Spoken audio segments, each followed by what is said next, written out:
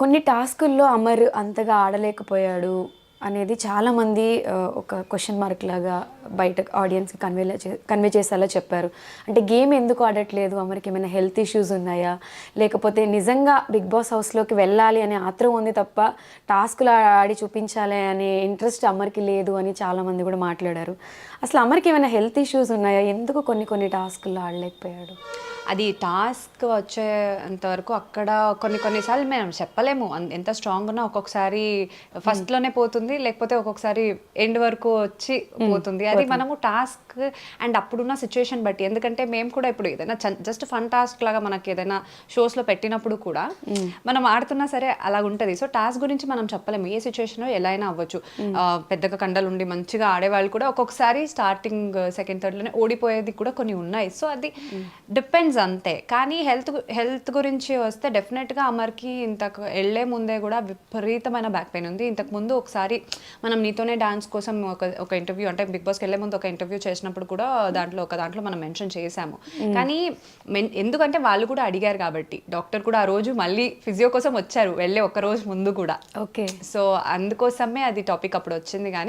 కానీ ఒక్కటి ఏంటంటే అది పెట్టుకొని అమర్ లోపల సింపతి గెయిన్ చేయడానికి కోసమో లేకపోతే ఇంకోటి ఏదో నాకు బాలేదనేటట్టు ఎప్పుడు ఏది ట్రై చేయలేదు. ఎంత పెయిన్ ఉన్నా భరించాడు. నేను ఎందుకు చెప్తానంటే నీతోనే డాన్స్ ఫినాలే రోజు అసలు నిజంగా చెప్తున్నాను 3 పెయిన్ కిల్లర్ ఇంజెక్షన్స్ వేసాము. డాన్స్ షో కోసం? ఓన్లీ ఫినాలే రోజు అంటే ఆ విపరీతమైన బ్యాక్ పెయిన్ వల్ల కంటిన్యూస్గా మనం 8 minutes డాన్స్ చేయాలి. మొత్తం డాన్స్ ఉంది, ఇన్ని రోజులు కష్టపడింది ఈ రోజుతో పోతుంది కదా అనే దీనికి. అండ్ పెయిన్ ఉంది కదా, ఇది నమ్నెస్ అంటే ఇది చేస్తారు కదా, ఆ క్రీమ్ కూడా రాసి అంటే నమ్మగా ఉండాలి, అది తెలియకూడదు అని చెప్పి అవన్నీ చేశాము. అంటే రకరకాలుగా ట్రై చేశారు ఆ రోజు, ఆ పెయిన్ కనిపించకూడదని. పెయిన్ కనిపించట్లేదు అనుకున్నాడు, కానీ స్టార్టింగ్లో కొన్ని స్టెప్ చేసేటప్పుడే మళ్ళీ ఆ పెయిన్ వచ్చేసిందంట. అక్కడ అరిచాడు యాక్చువల్గా. నేను ఒక సెకండ్కి బ్లాంక్ అయ్యా. తర్వాత నాకు ఒక మాట చెప్పాడు ఇంతకు ముందే, నేను ఆగిపోయినా నువ్వు ఆగకు, నువ్వు చేయి అని చెప్పి. అది మళ్ళీ మైండ్లో పెట్టుకొని వాడు అరిచినా సరే నేను కంటిన్యూ చేస్తున్నప్పుడే లైవ్లో ఇది లైవ్లో అది టెలికాస్ట్లో ఎవరికి తెలియలేదు. ఒక ఫ్లిప్ చేస్తాడు ఫస్ట్ ఒక సాంగ్లోనే. మనకు ఒక 6 songs ఉంటుంది దాంట్లో. ఫస్ట్ సాంగ్లోనే ఒక ఫ్రంట్ ఫ్లిప్ చేసినప్పుడు first time okay, second time చేసేటప్పుడు అమ్మా అని అరిచాడు అక్కడ. అరిస్తే నాకు ఒక్క సెకండ్కి ఇలా వేరే స్టెప్ చేస్తుంటే నేను ఒక్క సెకండ్కి ఇలా మైండ్ అక్కడికి పోయింది. కానీ నాకు ఒక మాట చెప్పాడు కదా ఆగకు అని చెప్పి, నేను కంటిన్యూ చేశా. బ్యాక్ పెయిన్ ఎంత ఉన్నా ఒక్క చోట పడిపోయినా సరే మళ్ళీ లేచి వచ్చి మళ్ళీ చక్కగా డాన్స్ చేశాడు. అది నేను చూస్తే అంత పెయిన్ పెట్టుకొని ఎవరైనా సరే పడిపోతారు, కానీ మళ్ళీ లేచి వచ్చాడు. అంత పెయిన్ నేను చూశాను. కొన్ని వీడియోస్ నా దగ్గర ఉన్నాయంటే ఆ ఫిజియోథెరపీ చేసేటప్పుడు బట్టలు ఇలా పెట్టుకొని ఎంత అరిచాడు అనేది కూడా నా దగ్గర వీడియోస్ ఉన్నాయి. అంటే ఎక్కడ పెట్టలేదు కానీ మనం పెట్టుకున్నాం అంతే. సో అంతవరకు పెయిన్ అనుభవించే బిగ్ బాస్ లోపలికి వెళ్ళాడు. అన్ని మెడిసిన్స్ ఇచ్చి పంపించాము. సరే అంటే లోపల చెప్పుకోలేదు కదా, నేనేమనుకున్నానంటే ఓకే ఇట్స్ బెటర్ అనుకున్నాను. కానీ మొన్న వెళ్ళినప్పుడు చెప్తున్నాడు, ఈ బ్యాక్ పెయిన్ ఇక్కడ నుంచి ఇక్కడికి షిఫ్ట్ అయింది తెలుసా, నాకు విపరీతంగా పెయిన్ ఉంది ఇప్పటికీ కూడా అని అంటున్నాను. అదేంటో మరి చెప్పొచ్చు కదా, నువ్వు ట్రీట్మెంట్ తీసుకోవచ్చు కదా అంటే, పర్లేదులే ఇప్పుడు అది కూడా చెప్తే దాన్ని కూడా నేనేదో అడ్వాంటేజ్ తీసుకుంటున్నాను అంటారు, లేకపోతే ఒక రీజన్ చెప్తున్నట్టు అంటారు, అందుకే నేను ఆ మాట చెప్పట్లేదని నా దగ్గర చెప్పాడు.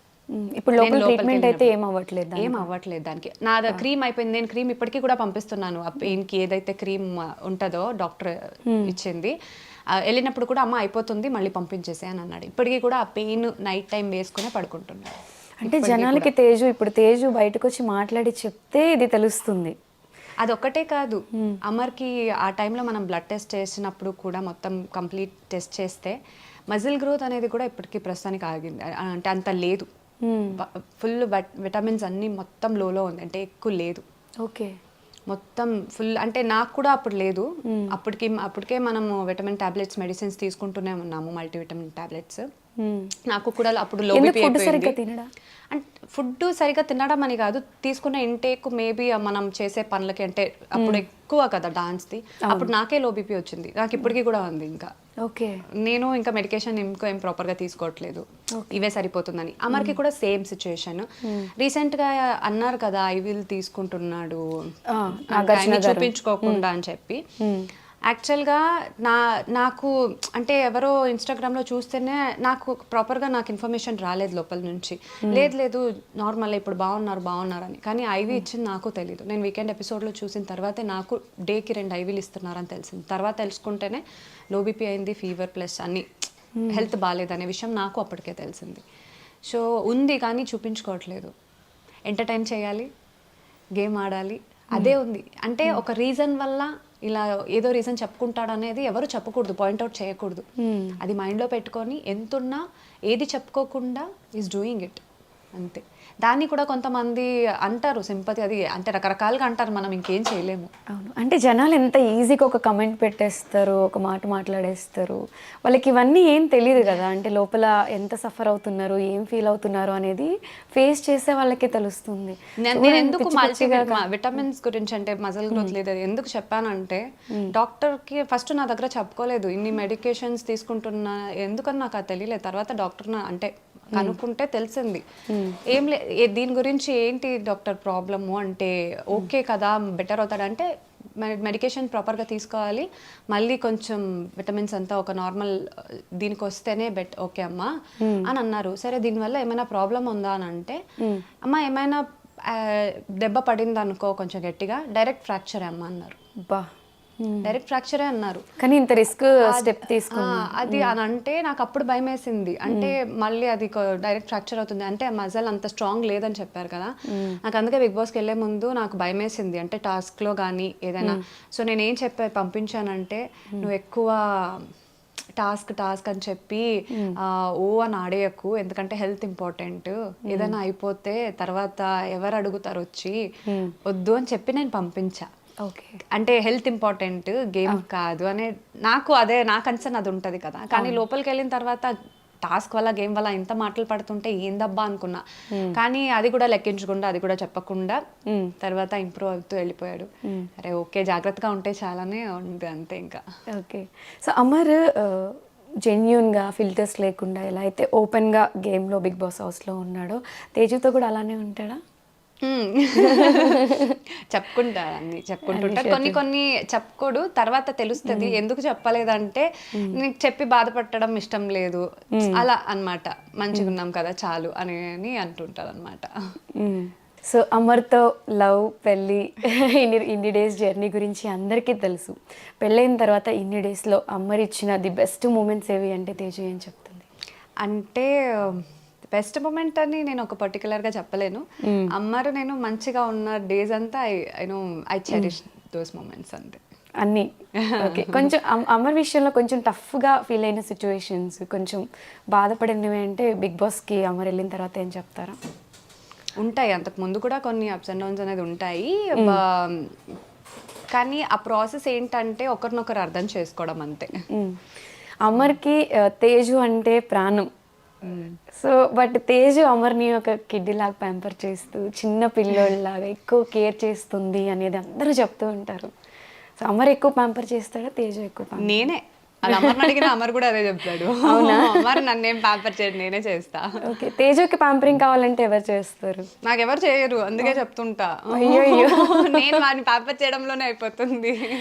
ఓకే, సో అమర్ని ప్యాంపర్ చేస్తూ అమర్ హౌస్లోకి వెళ్ళిన తర్వాత మిగతావన్నీ అలా సెట్ చేసుకుంటూ వచ్చేసరికి తేజు ఇలా ఉండాల్సిన తేజు పాపం ఇలా అంతేనా? Very nice. సో అమర్ గురించి పర్టికులర్గా ఏదైనా చెప్పాలి అనుకుంటే అసలు తేజు ఏం చెప్తా?